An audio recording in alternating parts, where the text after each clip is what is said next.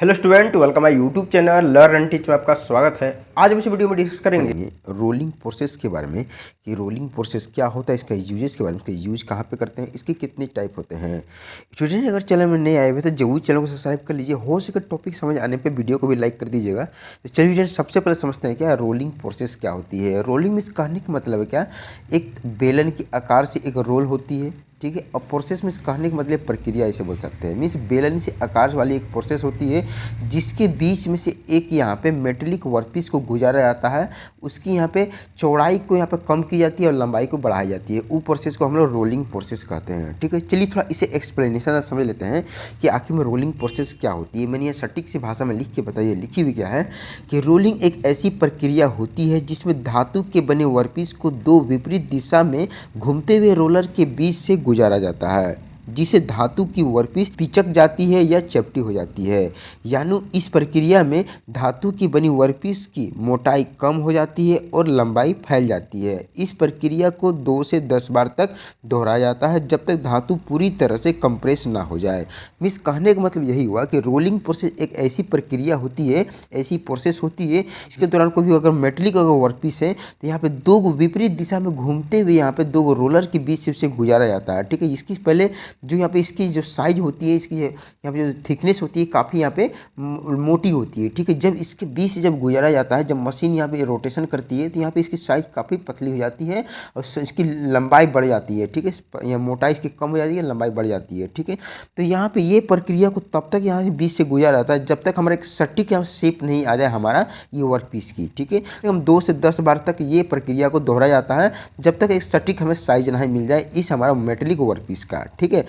इसे पूरी तरह से कंप्रेस कर दिया जाता है तभी जाके हमें एक सटीक साइज मिल जाती है और ये प्रोसेस को हम एक तरह का रोलिंग प्रोसेस कहते हैं, ठीक है। चलिए थोड़ा इसे हम लोग इसके यूजेस के बारे में समझते हैं कि आखिर में इस प्रोसेस का यूज कहाँ पे किया था और किस इसका यूज किया जाता है। अगर इसके यूजेस की अगर हम बात करते हैं तो reduce thickness of workpiece. Means कोई भी अगर वर्कपीस है, चाहे मेटल की हो या कॉपर की हो या एल्युमिनियम की हो या स्टील की हो, तो इसकी थिकनेस को मीन्स उसकी मोटाई को कम करने के लिए, रिड्यूस करने के लिए और लंबाई को बढ़ाने के लिए और एक सटीक शेप देने के लिए इस रोलिंग प्रोसेस का यूज किया जाता है। इसके ऑटोमोबाइल सेक्टर में यूज किया जाता है, स्टील फैक्ट्री में, मेटल फैक्ट्री में, जहाँ पे एक वर्कपीस की कोई भी मैकेनिज्म या फिर कोई मशीन की कंपोनेंट बनाई जाती है, पार्ट बनाई जाती है, तो उस जगह पे इस प्रोसेस का यूज किया जाता है, ठीक है।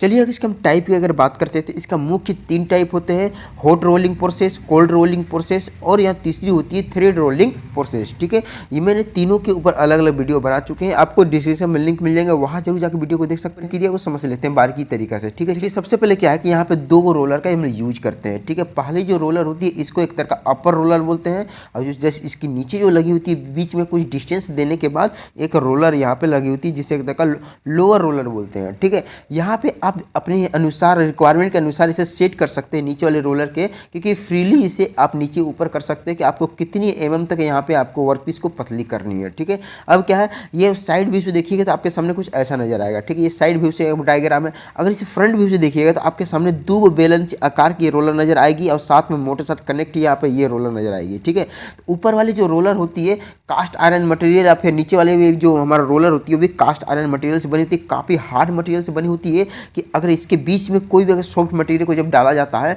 तो उसे बहुत आसानी तरीक़ा से उसकी मोटाई को कम करके थिकनेस को और लंबाई को बढ़ाने में बहुत ज़्यादा मदद करती है, ठीक है। ऊपर वाले रोलर मोटर साथ कनेक्ट होती है, ये जब इसमें मैकेनिज्म की पावर दी जाती है एक्सटर्नल पावर तो ये रोटेशन करती है, ठीक है। और दोनों विपरीत दिशा में घूमती है। अगर यहाँ पे एंटी क्लॉकवाइज डायरेक्शन में रोटेशन कर रही है ऐसे ऐसे, तो ये नीचे वाली जो रोलर है ये फ्रीली रहती है, इसमें कोई भी यहाँ पे इसमें पावर नहीं दी जाती है, ठीक है। तो ये क्लॉकवाइज रोटेशन करेगी जब इसके बीच में जब हम वर्कपीस को जब गुजारेंगे तब, ठीक है। अब क्या है, ये बीच वाली हमारा क्या है वर्कपीस है, इसे आप ले सकते हैं, इसे मेटल का भी बोल सकते हैं, कॉपर की बोल सकते हैं, एल्युमिनियम बोल सकते हैं, स्टील बोल सकते हैं, ठीक है। देखिए सबसे पहले क्या है कि जैसे कि अपर वाली जो रोलर है जो इसको मोटर साथ कनेक्ट करते हैं, मोटर को ऑन करते हैं तो इसे एंटी क्लॉकवाइज डायरेक्शन में रोटेशन कराने लगती है, ठीक है।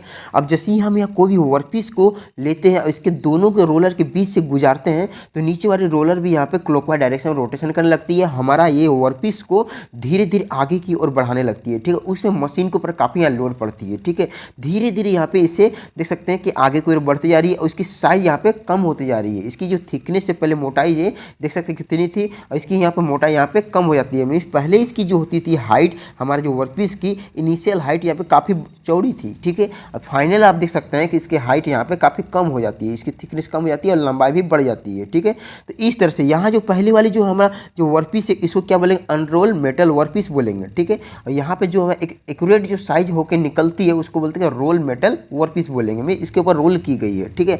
अब क्या है कि यहाँ पे इसकी जो डायरेक्शन है वर्कपीस की, यहाँ पे डायरेक्शन है देख सकते हैं कैसे आगे की जो बढ़ रही है, ठीक है। अब क्या है कि आखिर में ये प्रोसेस आखिर कैसे होती है, मेटल के अंदर क्या ऐसे बदलाव होती है कि इसकी मोटाई कम हो जाती है और आगे की और इसकी जो नज़र आ रही है आपके सामने वर्कपीस पतली हो जाती है। आखिर में क्यों होती है, जैसे कि थोड़ी बारीकी तरीके से समझते हैं। जैसे कि मान लीजिए कि इसके बीच में नज़र आ रही है क्या होती है, अंदर जो यहाँ पे जो ग्रेन होती है इसको ग्रेन को क्या बोलते हैं, एक तरह का ओरिजिनल लार्ज इक्वेट ग्रेन बोलते हैं, ठीक है। ये ग्रेन क्या होती है कि पहले यहाँ पे इसकी जो साइज है फैली हुई रहती है, मोटी साइज रहती है, ठीक है।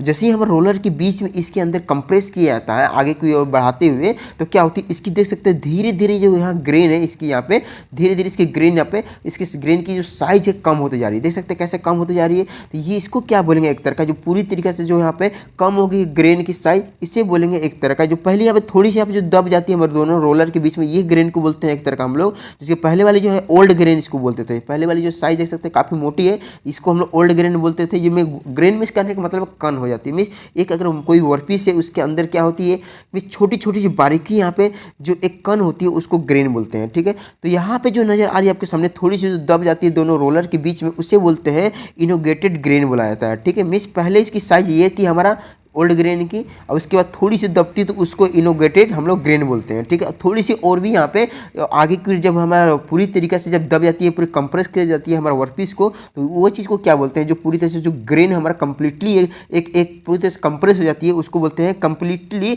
रिक्रिस्टलाइज स्मॉल इक्वेट ग्रेन बोला जाता है, ठीक है। मिस पूरी तरीका से यहाँ पे ये एक तरह का न्यू ग्रेन का फॉर्म में हो जाता है। मिस उसकी कन एक यहाँ पे सबसे ज़्यादा यहाँ पे कंप्रेस हो जाती है हमारा ये वर्कपीस के अंदर की ग्रेन, ठीक है। लास्ट इसकी एक फॉर्मेशन हो गई, ठीक है। इससे ज़्यादा कम नहीं हो सकती है, ये लास्ट इतनी ही रहेगी, ठीक है। तो ये हमारा लास्टली यहाँ पे एक तरह का न्यू ग्रेन इसे बोल सकते हैं, ठीक है। तो इस तरह से देख सकते हैं धीरे धीरे ये प्रोसेस की जाती है और मेटल यहाँ पे यहाँ पे इसकी मोटाई कम हो जाती है वर्कपीस की और इसकी थिकनेस यहाँ पे कम होने के बाद इसकी लंबाई बढ़ जाती है और एक यहाँ पे एक्यूरेट यहाँ पे शेप मिल जाती है हमें, ठीक है।